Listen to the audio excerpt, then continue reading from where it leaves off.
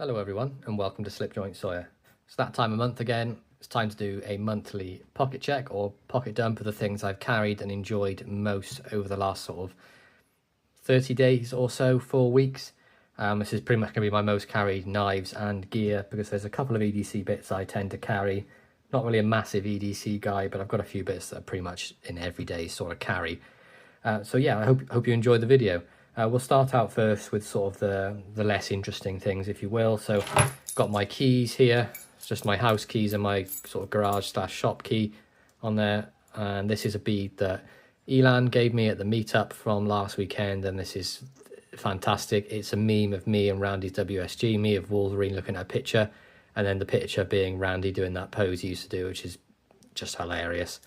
And on there I have a copper Rogue, Rogue, because it's the flathead and not the Phillips, but it has pretty much everything I want on there.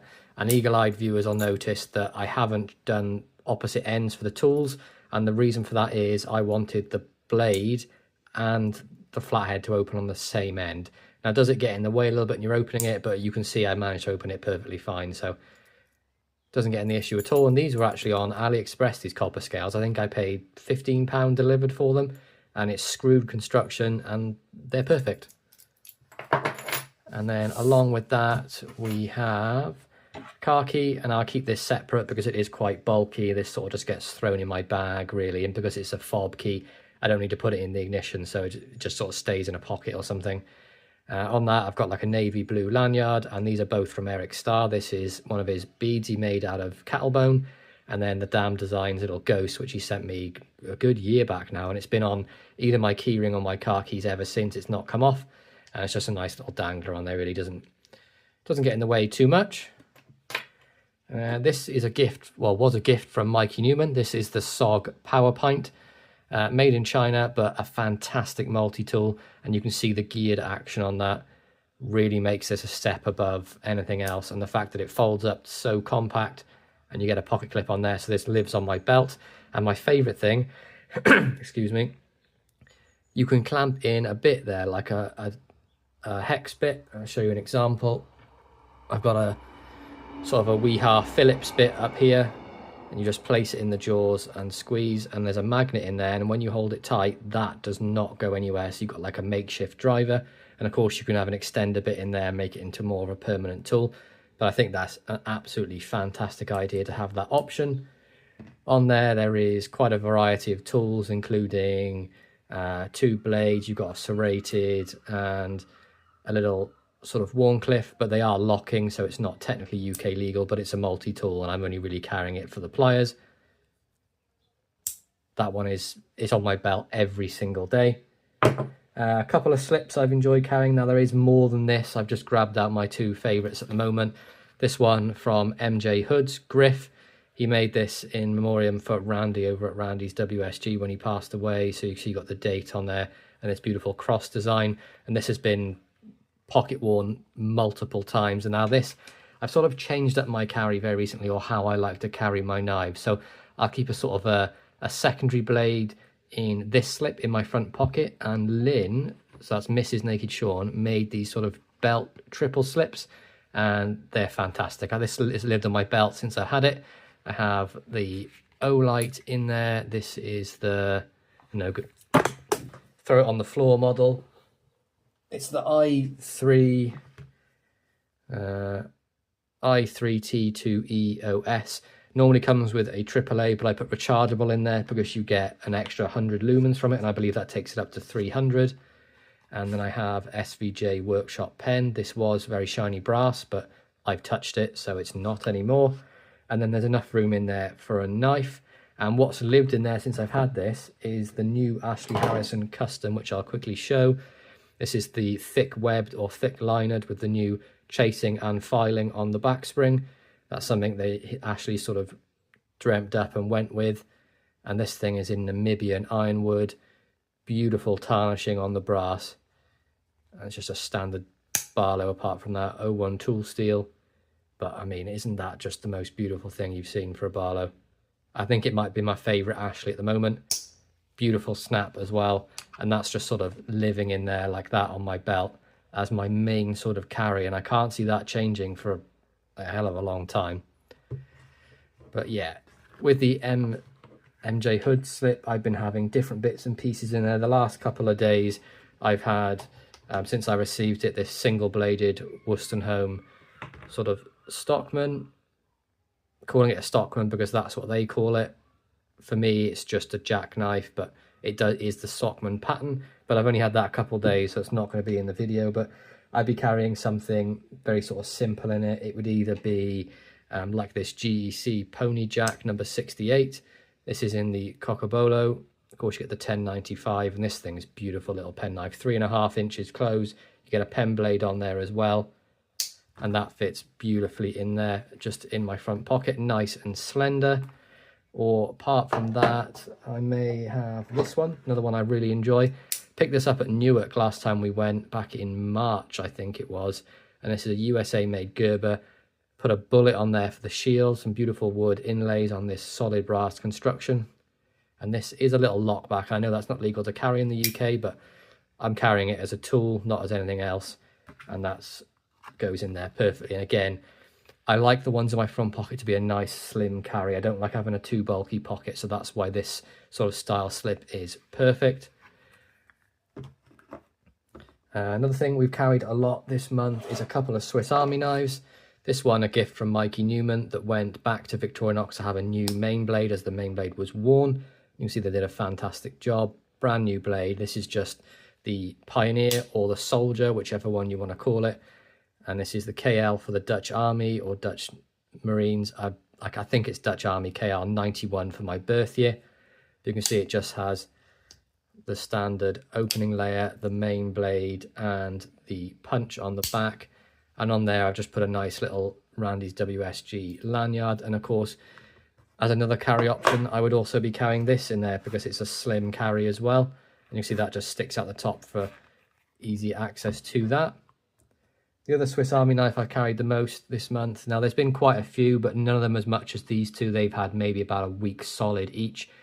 Now, this is, I want to say this is like a 60s, late 60s, early 70s tang on this Recruit. And the reason I love this is it has the small clip blade. And it has the 5-ring corkscrew, has the punch on the back, and of course, main blade. And the opening layer, which is flathead, cap lifter, small flathead, tin opener. I did put some new scales on this because there were some pretty grotty red ones, and there is a pin in the pin slot as well. Now, unfortunately, the corkscrew tools do not fit in the 5-ring because they're a lot narrower than the 4-turn. So that's why there's none in there. And again, little pocket dangler on there to fit in the slip. And this is, again, an Eric Star bead made out of rebar. Let's show a buck. So this is my custom 112 that I picked up while in Texas that John very kindly ordered for me. This is my most used buck currently. I'm going down doing a lot of volunteering work at the church, and I take this with me because it's got a fantastic Magna Cut blade. It's comfortable in the hand. I can put it on my belt. And I've actually not been carrying it in the leather slip it comes in. I've been scout carrying it in this sort of nylon style sheath. So you can see your belt goes in this way and it sits on your back against your belt flush. And then you can just have it in there like that. And it sits sort of like this against your back. And I find that a lot more comfortable than having it dangling this way. Especially if it's sat in a car, you don't notice it on there at all. So that is the Magna Cut Custom Buck. Beautiful action. And that is nickel silver, finger grooves, and the walnut is just phenomenal on that. That's perfect for that sort of task. And now, if any of you are on Discord or familiar with the pictures I've been posting the last couple of weeks, you'll know that I've been very Stockman heavy. So we have one from Case here. We have an old timer, a Taylor's Eyewitness, a T. Ellen Vulcan. This is a William Rogers, and then we have I can never remember this one, Southern and Richardson. All of these have had a lot of pocket time this month. So Southern and Richardson is beautiful. Jigged bone, sheep's foot, spay, and main blade. Come on, play ball. Beautiful jig bone, beautiful fit and finish. William Rogers again then, this with the oval shield and beautiful jig bone. See the finish on that is just fantastic. And this has a really nice slender sort of California or Turkish style clip. Now these are all carbon steel. Beautiful, another Stockman. Now this was my first Sheffield Stockman. I've had this one the longest, and this is a Vulcan by T. Ellen. This has the best snap on any Sheffield knife I think I have, bar the Ashleys, as you know. So you got Vulcan, T. Ellen and Co. Sheffield, and just listen to this. Absolute bear trap snap on this one. Beautiful sheep's foot. And then this one actually has a spade blade that I quite like the look of because it reminds me of a sodbuster blade. And then we have the Tailor's Eye Witness. This again was another one from Newark. This has got the old Tailor's stamp, carbon steel blade that has been sharpened down but plenty of use. Black synthetic with a federal shield, and the other blades have plenty of life left on them as well. You can see the different Tailor's stamp on this blade compared to the main blade. One of my favourite Stockmans that I'm not entirely sure why. I think I just really enjoy that it being synthetic. You know, it can take a bit more harder use than the others being bone. I don't want to break them. Now this one was my new old stock 80T, but I decided to carry and use it. So it got breakfasted. See that there. Get to focus. Schrade USA 80T. Beautiful clip point blade. And these two blades are pretty much untouched with the spay and the sheep's foot. And this one has beautiful fit and finish as well. Love that saw cut Darwin on there. I think that looks absolutely fantastic. And then this one is one I got at Sharp Show last year. This is a 47K Stockman. It is a 76. There's 4 dots on there. And look at the blade on that. Beautiful carbon steel. We've got sheep's foot and a spay on there. Beautiful. I'm not even sure what the bone is on this. It looks like chocolate bone, but it could be like a dark chestnut. But the jigging is beautiful and it's been wonderfully pocket worn. This is the one with the nickel silver or the steel liners. I'm not entirely sure which. Steel pins. And then we have case in the oval on the shield. Jackknife I've really enjoyed this last month. This has not had as much carry time as some of the Stockmans, but it's definitely been in the pocket. This is the CJ Johnson of Sheffield Jack. This has got steel bolsters, steel liners, beautiful rosewood on the handles. And this has a wonderful spear blade and a pen blade. And this is the knife I actually took to carry while in Texas. And this is featured on, I think, maybe last month's Pocket Dump, but that's how good it is. It's practically was new when I got it, just needed a bit of a clean. But I love the spear blade on that. And then down to my last two, which again, without real any surprise, are Barlow's. So I've carried the jigged micarta with faux bolster Barlow by Ashley Harrison. See the file work all the way up onto the blade. That beautiful long pull on that clip point. Absolutely fantastic. And this is a lot lighter than you think it is because that micarta takes away a lot of the weight of the bolster and of it, like any wood or any bone covers. And last but not by any means not least is this Barlow by Andy Brock. And I picked this up maybe a month or two ago and I've carried it quite a lot since. It's got bog U brushed brass bolsters and an 01 tool steel blade.